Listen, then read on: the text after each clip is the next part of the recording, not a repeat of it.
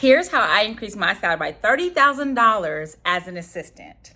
Hey, my name is Natalie Janine. I help employed corporate women land better paying jobs. So I want to teach you what it is I did. But let's start with the most important thing, our mindset. Many of us have been raised that you have to work hard for your money, get your foot in the door, and then things will start working for you. Or we believe that we have to work twice as hard to get half of what they got. And I'm here to tell you, I think most of those things are a lie. Now you might be like, wondering, what girl, what do you mean? Because you've been working hard and you've been trying and things are not working out for you. Girl, that was me for a long time. I thought, oh, I'm gonna go to college. I went to a very prestigious school, Spelman College, got a degree in political science, thought I would work for politicians for a while, and then I was gonna become a politician. Girl, I got into the workforce. It wasn't how I thought it was going to be. I thought, hey, let me get my foot into this door, which is what I did. And I was like 6 months into the role, I wasn't really feeling it. I was somebody's assistant, essentially, like a receptionist at the front desk. And I kept working hard. And within 6 months of the role, I was ready for something else. So I started applying for other jobs. Girl, nothing was going my way. Nothing. And then I was like, what is happening? Like, how do I get to the next level? And then I tried to get a promotion within the organization. I got a promotion, but the salary didn't increase that much. So I was like, this is not ideally what I want, because I want to be rich at the time. I want to be wealthy. I wanted so much money, I didn't know what to do with it. Like, I wanted more money. And I felt like I already had paid my dues. I was working at 14 years old. At this time, I'm in my early 20s. I felt like my days as a receptionist was over, so I needed more, but I wasn't getting more. And I applied to another job. I applied to several. And as I was applying to jobs, I wasn't hearing back from employers. I was trying to go to that next level, and for whatever reason, they weren't responding. So my next role was very similar to the role I was leaving, another receptionist role. And let's just be honest. When I did something so wild, like you probably won't even believe me when I tell you this. So when I was ready for this role, this person was running for office and they were elected. So there wasn't really a place to apply for the job.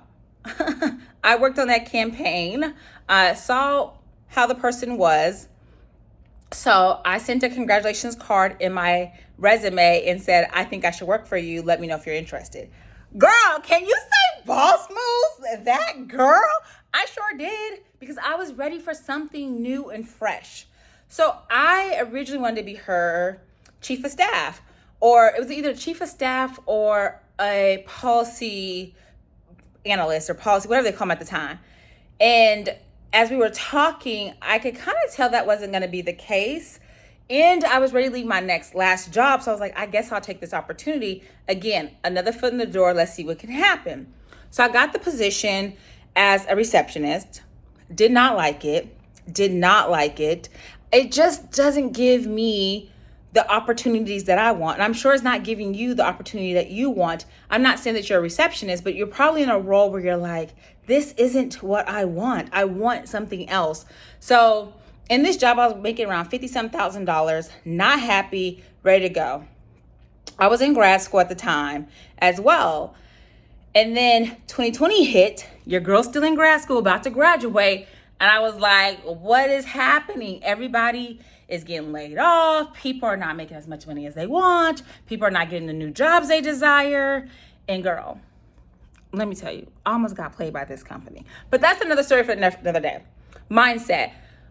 I'm going back to mindset because I kept landing these receptionist roles. I kept landing very similar roles with very similar salaries. This is something that you may be able to relate to. So I could understand, how do I go from here to the next level? What is stopping me? Like, what am I doing wrong? What don't I know? So I started really understanding how we get jobs.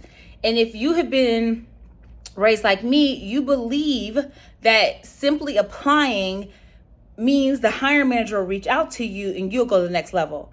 I am here to tell you that's a lie. That is a lie. Up to 85% of jobs are filled through networking. I didn't know that at the time. So your girl sitting here putting application in after application in, and things are not working out. But finally I was like, this isn't how I do it, so I'm going to do it another way. And this role that I wanted, I reached out to the hiring man. No, I reached out to the person who had the position that I was applying for. They were adding person to the team. And she had been there 4 years as an assistant planner. I was like, how are you still in the same role? Because for me, I'm a job hopper. Baby, I be in a role for 2 years and ready to go. And a part of the reason why we don't stay a long time in a position is because we are in positions we're overqualified for, and our skill sets are not being used, and we're bored. And that kept happening to me because I didn't know how to go to the next level. So I reached out to her, and this position would have been the next level in learning skill set as well, because I didn't know how to do all these things. I was not a city planner before, even though that's what my graduate degree is in. I don't work in that now. Anywho, so I reached out to her. We had a great conversation. The company really believed in professional development. She was growing. Her role was not always the same. So I was like, oh, cool, I can do this, because there's room for growth. And baby, there's always room for more money, because if my role changes, cha-ching, cha-ching, that paycheck is changing too, boo. And so I then met the hiring manager to understand their perspective of the role and to gain more insight, so that when I apply, baby, you already know my name. So I'm getting a leg up, right? So we met, and I was like, okay, sounds like a cool position. I'm gonna apply. I applied, got the position, negotiated my salary. At this time, I was making like 62,000, more than my last job. So I was making these baby steps and more income. I did the role, girl. It wasn't exactly what they described, and I was like, ooh, this ain't it for me. I learned about another role that felt like a great fit within the company. I was like, oh, I would really love to do this. It's a program manager. So I went from receptionist to an assistant planner, really been an assistant, taking somebody's notes, y'all. I was a transcriber for quite a bit of my work. And to a program manager with no PMP, no certification. Wasn't getting one. Was not getting one. And I talked to the hiring manager, got inside scoop about the role, didn't even really know a lot about the role because I had never interacted with this department when I was working for this employer. So I didn't know a lot. I didn't have a lot of insight either. We had an interview. I learned a lot about the role. I realized there was going to be room for growth. I was going to be in charge of a lot of things, as well as it wasn't really structured. So admit that this was my baby that I get to take care of. But I also knew the coin was going up. If it's up, then it's up, then it's up. One thing you'll learn about me on my channel, I don't know lyrics. I'm gonna butcher them all the time. Just laugh with me, okay? So I was like, oh, my salary going up. Like, baby, we going up. And the salary range was between like 60 something and 89-ish. And I knew I was making a drastic jump because the role was very different. The role was going to require more of me. So what's going to happen? I'm going to make more money. So I went through the interview process, girl. There were like 3 or 4 rounds of interviews. Today, I will not do that again. If you can't make a decision, then I'm not for you. And so I found out that there was another lady who was a runner-up, right? She had 20 years of experience. And she had worked with the organization before on some projects. So she kind of already knew this work. And I never once felt like she was my competition. I didn't care that she was connected to the job. I didn't care that she had more years of experience than I did. Someone told me that, and I really think it was a hater move to try to intimidate me. But baby, one thing you're not going to do is intimidate me. What's for me is for me. And I knew in my spirit this role was for me. So I didn't allow this person who has more experience than me to make me feel some type of way. Baby, sometimes it's not about experience. It's about who you know, what you bring to the table, and who you are. Who you are. Let me say it again. Who you are. So when you go to these job interviews, don't bring your representative. Bring yourself, because do you want to work with these people? Like, is it going to be a good cultural fit? We got to come into this office 40 hours a week. Are we going to enjoy working with each other? So I was like, okay, we'll see. Finally offered me the job.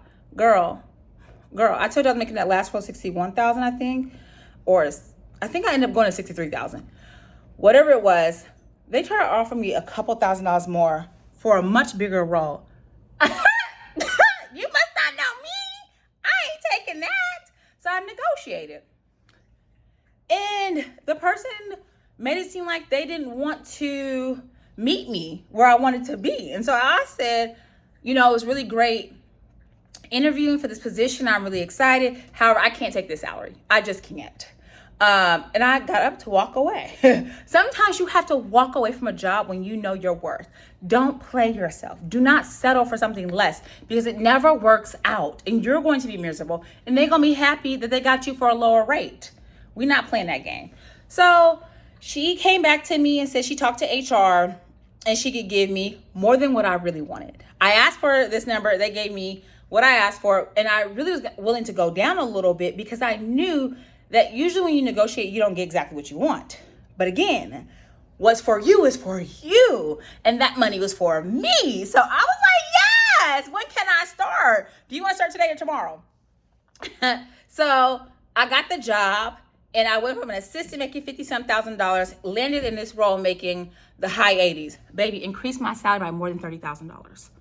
I'm here to tell you, you can do it. You need a good mindset. You need to know that you are worthy of the rooms you want to be in. You are worthy of having the money you desire. And once you know that, apply yourself and do not compromise. You are that girl. Get the money that you desire.